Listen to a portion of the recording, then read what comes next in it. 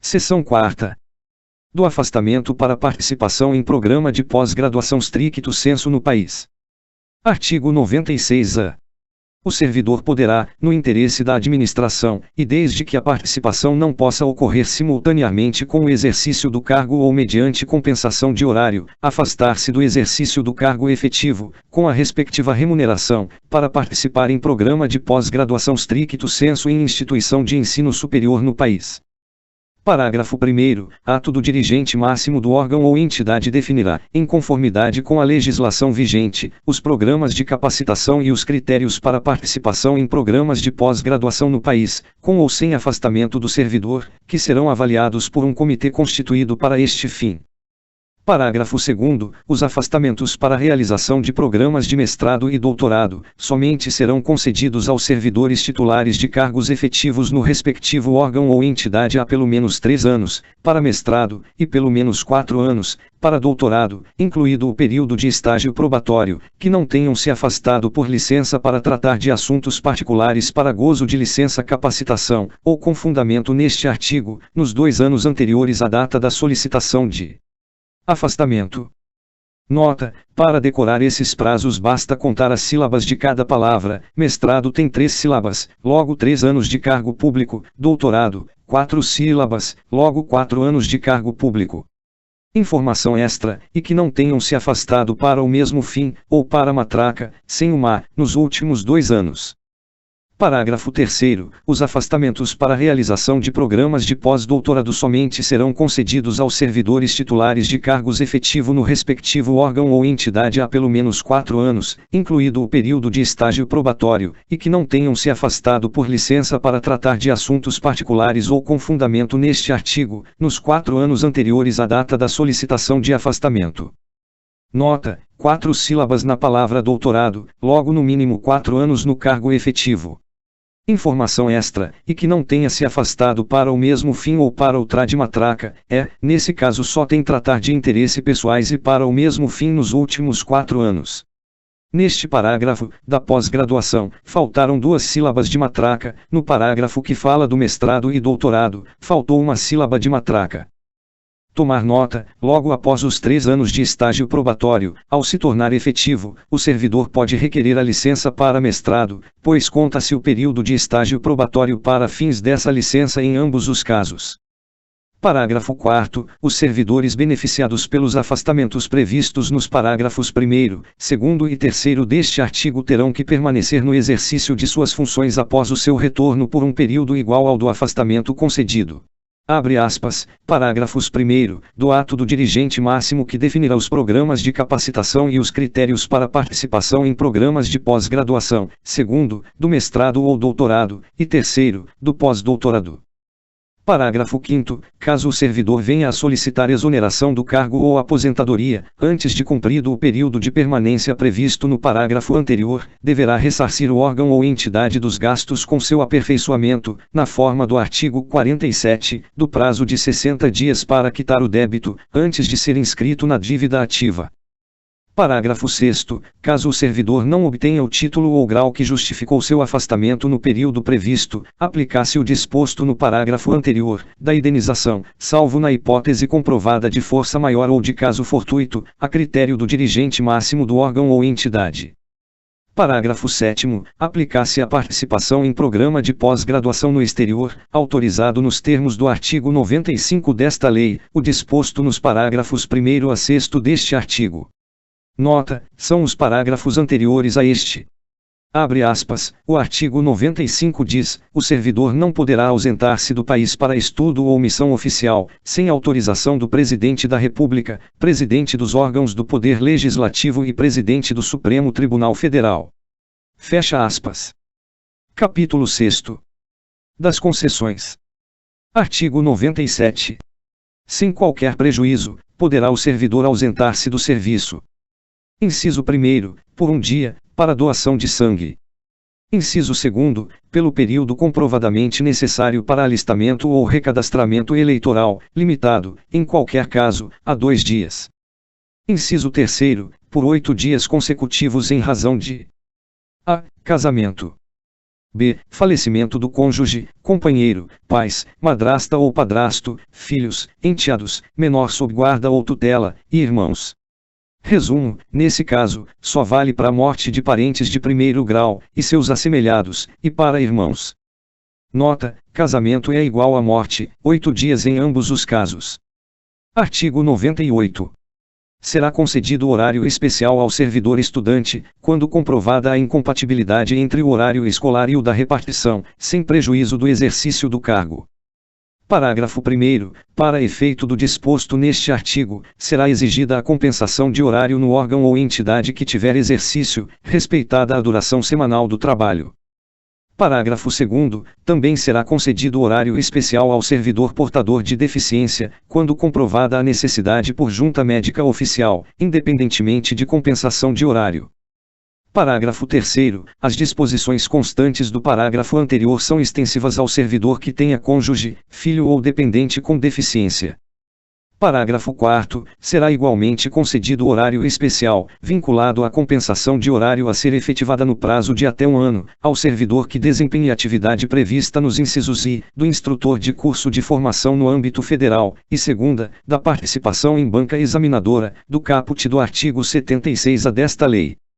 Nota: esses caras são os servidores fodões que treinam outros servidores ou elaboram provas de concurso público ou processo seletivo, por isso eles recebem a retribuição de 2,2% do maior vencimento do serviço público.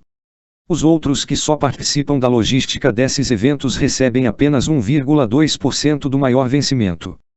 Artigo 99.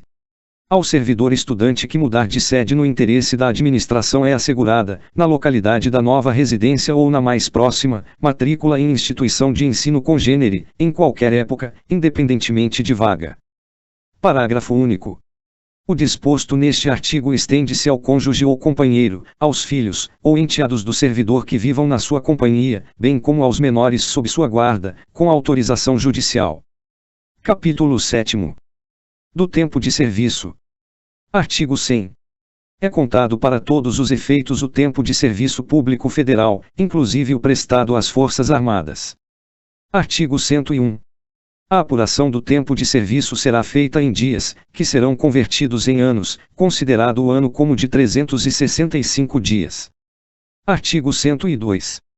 Além das ausências ao serviço previstas no artigo 97, das concessões sem qualquer prejuízo, são considerados como de efetivo exercício os afastamentos em virtude de I. Férias. 2ª, exercício de cargo em comissão ou equivalente, em órgão ou entidade dos poderes da União, dos Estados, municípios e Distrito Federal. Nota: isso somente se o cara já for servidor público da União. Se o cara ocupar um cargo de confiança sem ser servidor público da União, esse tempo somente contará para fins de aposentadoria e disponibilidade. 3ª, exercício de cargo ou função de governo ou administração, em qualquer parte do território nacional, por nomeação do Presidente da República. 4ª, participação em programa de treinamento regularmente instituído ou em programa de pós-graduação stricto sensu no país, conforme dispuser o regulamento. Nota: nesse caso presume-se que o cara já é servidor público da União, pois tal participação só se dará se ele ocupar cargo efetivo há pelo menos 3 anos para prestar mestrado ou há pelo menos 4 anos para doutorado.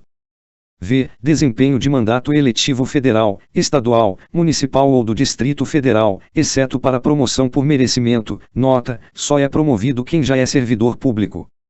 6ª, júri e outros serviços obrigatórios por lei. Nota: independentemente de serem servidores ou não. 7ª, missão ou estudo no exterior, quando autorizado o afastamento, conforme dispuser o regulamento. Nota: os 3 poderes só autorizam servidores para tal fim. 8ª, licença. Nota: presume-se servidor a gestante, a adotante, e a paternidade. B. Para tratamento da própria saúde, até o limite de 24 meses, cumulativo ao longo do tempo de serviço público prestado à União, em cargo de provimento efetivo. Nota: se ultrapassar os 24 meses de licença para tratar da saúde, o excesso somente contará para fins de aposentadoria e disponibilidade. E no caso de doença de alguém da família, será o que exceder a 30 dias. C. Para o desempenho de mandato classista ou participação de gerência ou administração em sociedade cooperativa constituída por servidores para prestar serviços a seus membros, exceto para efeito de promoção por merecimento. Nota: só é promovido quem já ocupa cargo público. D. Por motivo de acidente em serviço ou doença profissional.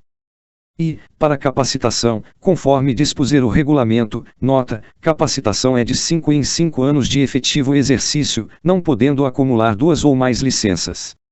F. Por convocação para o serviço militar. Nota: cuidado aqui para não confundir com tiro de guerra, o qual é somente para fins de aposentadoria e disponibilidade. Aqui presume-se que servidor civil teve que pegar uma arma e ir para a guerra. Nona, deslocamento para a nova sede de que trata o artigo 18, do servidor removido, redistribuído, requisitado, cedido ou posto em exercício provisório. X. Participação em competição desportiva nacional ou convocação para integrar representação desportiva nacional, no país ou no exterior, conforme disposto em lei específica. Nossa! Que coisa! Servidor atleta. Ui ui ui. 11. Presta atenção nesse afastamento para servir em organismo internacional de que o Brasil participe ou com o qual coopere. Nota: lembrar que esse afastamento interrompe o estágio probatório, mas seu período é contado como de efetivo exercício. Artigo 103. Presta atenção aqui, já caiu em prova, contar-se-á apenas para efeito de aposentadoria e disponibilidade. 1. O tempo de serviço público prestado aos Estados, municípios e Distrito Federal. Nota: aqui ele não era servidor da União. 2. A licença para tratamento de saúde de pessoal da família do servidor, com remuneração, que exceder a 30 dias em período de 12 meses.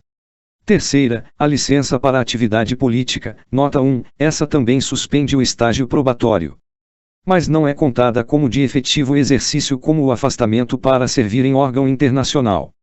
Nota 2. A licença política só conta para aposentadoria e disponibilidade, mas, há de se notar neste caso que o servidor federal ainda não foi eleito. Caso seja, ao ser afastado para ocupar cargo eletivo, esse afastamento será contado como efetivo exercício, conforme o inciso V do artigo 102.